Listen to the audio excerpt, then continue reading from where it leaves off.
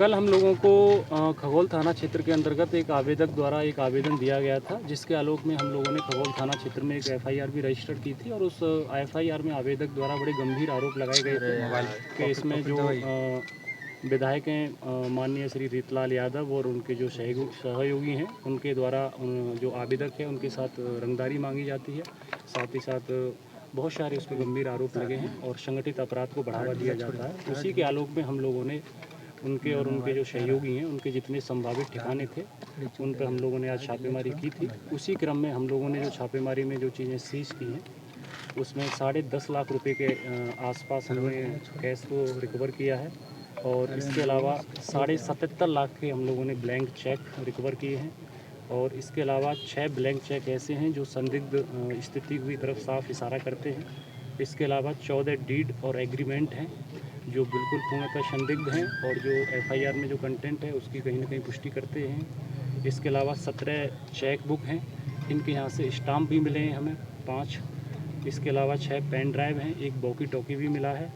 और इसके अलावा अन्य लोगों के ऐसे हमें ज़मीन से संबंधित कागजात मिले हैं जो कहीं ना कहीं जो फुर्जरी है या पूर्व रचित डॉक्यूमेंट जिसको कहते हैं उनकी तरफ इशारा करते हैं। इसके अलावा और भी बहुत सारी छोटी छोटी हमें चीज़ मिली है जो मेजर रिकवरी थी, हम लोगों ने आपके साथ शेयर कर दी है और इसमें आगे की कार्रवाई की जा रही है। आगे क्या गिरफ्तारी के लिए भी प्रयास? अभी हम लोग इसमें अनुसंधान कर रहे हैं और जो भी इसमें कानून संगत कार्रवाई है वो हम इसमें पूरा करेंगे और इसमें सख्त एक्शन लेंगे। तो रीतलाल यादव जी हैं आप लोगों के कांटेक्ट में या आप लोग के?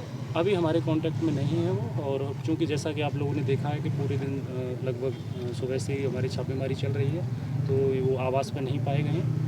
और जिन जिन लोगों के नाम थे तो कोई भी हम लोगों को अभी नहीं मिला है और उनसे पूछताछ की जाएगी जो भी है। जैसे बरामद होने की बात अभी तक हमारे पास ऐसी कोई सूचना नहीं है, लेकिन अब चूँकि रेड ऐसा नहीं है कि अभी ख़त्म हो गई है, आगे भी चलेगी जैसे हमें ज़रूरत होगी उस हिसाब से।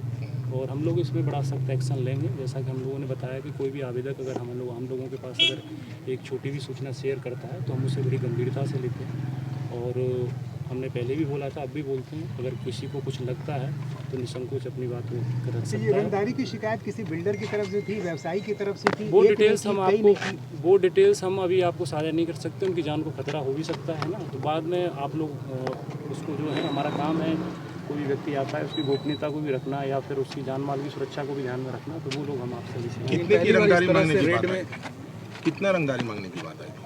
उसमें एग्जैक्ट अमाउंट है अभी हमें याद नहीं है। कई लोगों के खिलाफ शिकायत है, रीतलाल के कितने अलावा 6-7 लोगों पे आरोप लगे हैं सर?